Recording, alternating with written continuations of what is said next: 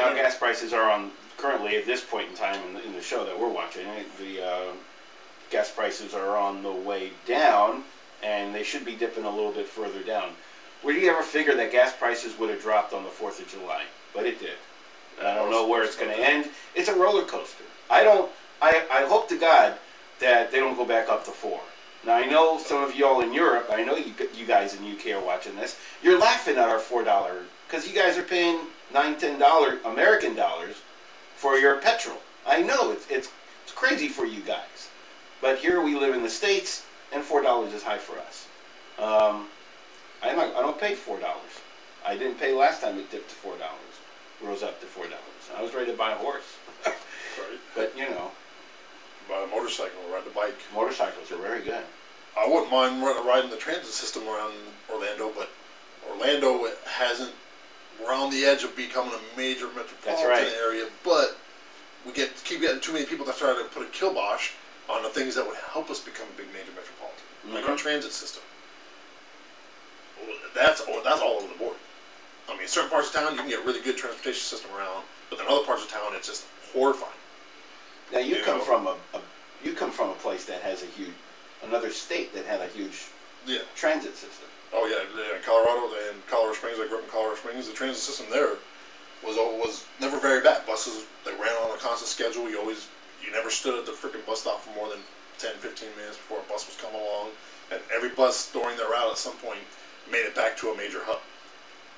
You know, Orlando, certain buses you can get on, and until they go out of service, they never go back to the main hub, which is where you need to go when you want to get to, like, from one end of town all the way to the other.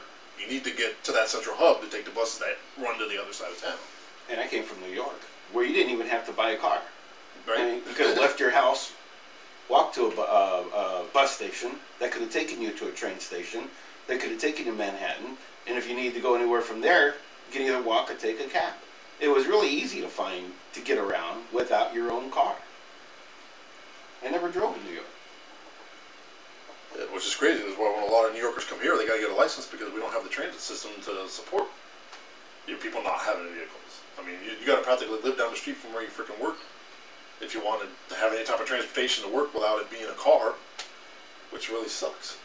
So I mean, living in Deltona where I live, which is outside of Orlando, we have a couple. I've looked and looked, and there's no solid way to use the Link system, which is just how an offshoot, or the Votron, which is an offshoot from the Link system of Orlando. There's only a handful of spots where they cross lines to where you can even change from one bus to another to get into Orlando. The Votron just serves Volusia. Yeah, it just pretty much services Volusia and part of Seminole County. Yeah. So and it's like, so I mean, if I want to live out a ways from the city where it's cheaper, I have no way to get in. I gotta have a freaking vehicle. And in fact, there's only 2 major roads that even leave my town to even come into Central Florida from where I'm at.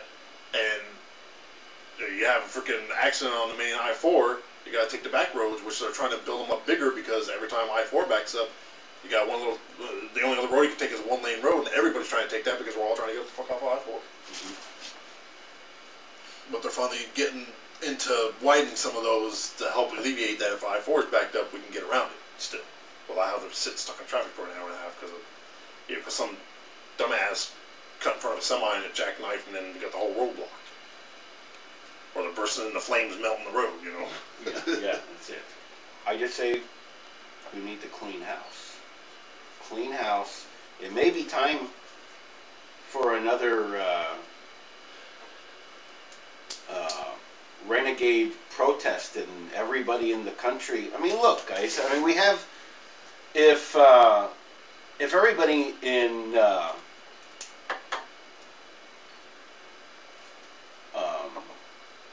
where is it from? Ahmadinejad comes from.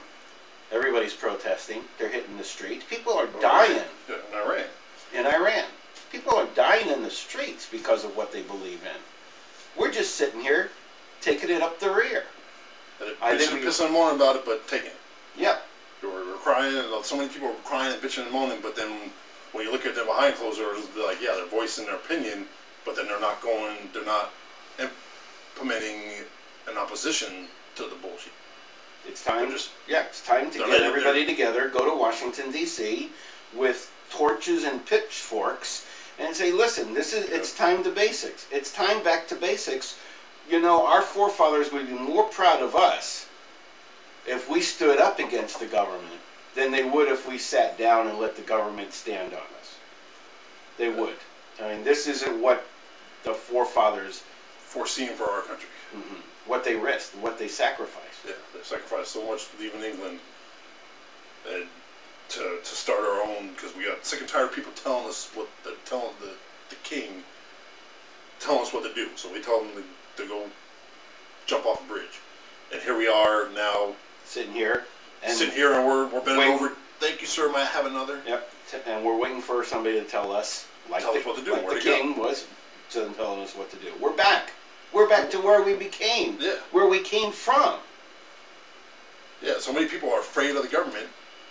That's why I love the movie V for Vendetta. He says it perfectly. People should never be afraid of their government. The government should always be afraid of their people, because we're the ones that's supposed to control it, not the government.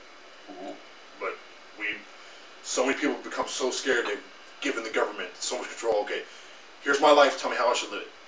That's not living free. You know, we were born on. Our country was born on the aspects of every man's free, every man for himself, and we should all be able to be successful at it. But now it's like everybody just wants to sit at home and wants to tell, okay, how should I live? Where should I go? What should I look at?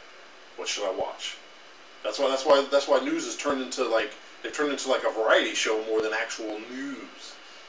You know, so many of the news stations they tilt one way or other. They don't really give a good, solid, unbiased news story. It's become a corporate thing of, okay, we got to make money. Like, people are going to watch the news, period. But they're trying to clamor for so much more money. It's like, why?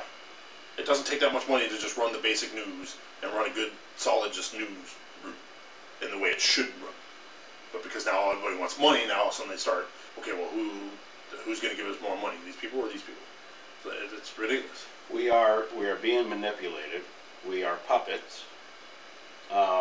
The talking heads are controlling the government. What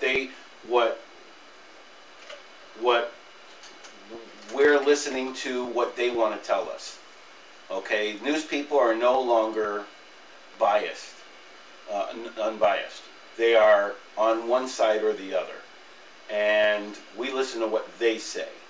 It's time to listen to our inner voice. You know, when we were a kid, go to your inner voice. It was like, it's time to listen to ourselves, our gut feelings, and react. Not irrationally, but controlled.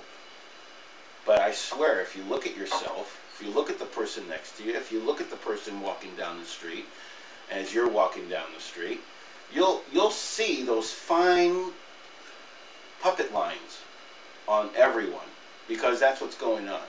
We are all turning into puppets. And, you know, we got to break those strings. You know, break out your scissors and cut yourself free. And that's what we need to do. Well, folks, it's been great. Dave, it's been very cool. Been a pleasure. And I hope that you come back. Oh, definitely. And watch his show. He's gonna get some stuff, and it's gonna be cool. And totally. He'll be a part of my show, and maybe he'll bring me on. I'll be a part of his thing, and we'll, you know, Evil Clown Productions and Silver Eagle 2061 production. That'd be awesome. So I got a gallon of fake blood we need to use up, so we'll figure out let's make a blood massacre or something. Everything's cool with blood. Right. Take care, everybody. Cheers. Smoke 'em if you got 'em. Yep.